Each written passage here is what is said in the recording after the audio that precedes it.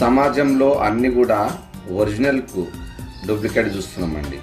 మెరిసేదంతా బంగారం కాదు, తెల్లనివన్నీ పాలు కాదు, కనిపించేదంతా కూడా మనది కాదు.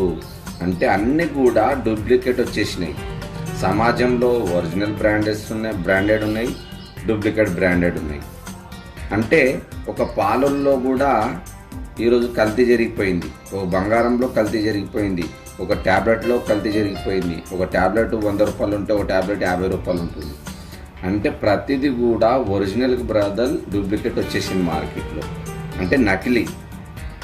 కాబట్టి యేసుక్రీస్తు ఏమంటున్నాడు, మరి మీరు ఏమి వినుచున్నారో జాగ్రత్తగా చూసుకోండి. మార్కు సువార్త 4:24లో.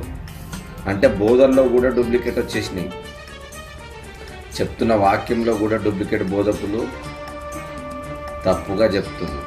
కాబట్టి మీరు విను మాత్రమై ఉండక మిమ్మును మీరు మోసం చేసుకోకండి. విన్నది వాక్యం అలా ఉన్నదో లేదో అని ప్రతిదినం లేఖనాలను పరిశీలించి తెలుసుకోండి.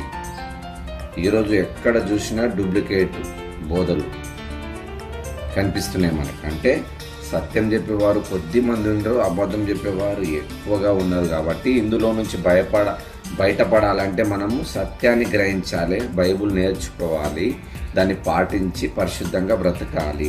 గుడ్డివాడికి దారి చూపిస్తే ఇద్దరు కలిసి గోతులో పడతారు. అందుగురించి జాగ్రత్త అన్న పదం చాలా ప్రాముఖ్యమైంది. జాగ్రత్తగా చూసుకోండి అన్నాడు. అంటే ట్యాబ్లెట్లో డూప్లికేటు, మందుల్లో డూప్లికేటు, పండ్లల్లో డూప్లికేటు, పేస్టులో డూప్లికేటు, సబ్బుల్లో డూప్లికేటు, షాంపూల్లో డూప్లికేటు, ప్రతిదీ కూడా డూప్లికేటే వాడుతున్నాం మనం ఎక్కువ శాతం. నూనెల్లో, ఆహారానికి వాడుకునే నూనెల్లో కూడా డూప్లికేటు, అంటే కల్తీ జరిగిపోయింది సమాజంలో.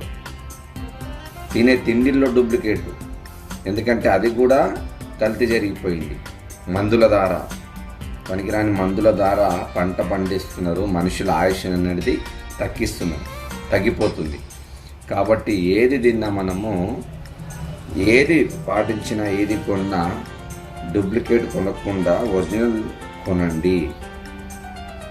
కాబట్టి బోధ విషయంలో కూడా సత్యాన్ని ఎవరు చెప్తారో గ్రహించండి, దాని ప్రకారం మీరు అందరూ బ్రతకాలి. అప్పుడే పరలోక రాజ్యం మనకు వస్తుంది, లేదంటే నరకానికి వెళ్ళిపోవాల్సిన పరిస్థితి వస్తుంది.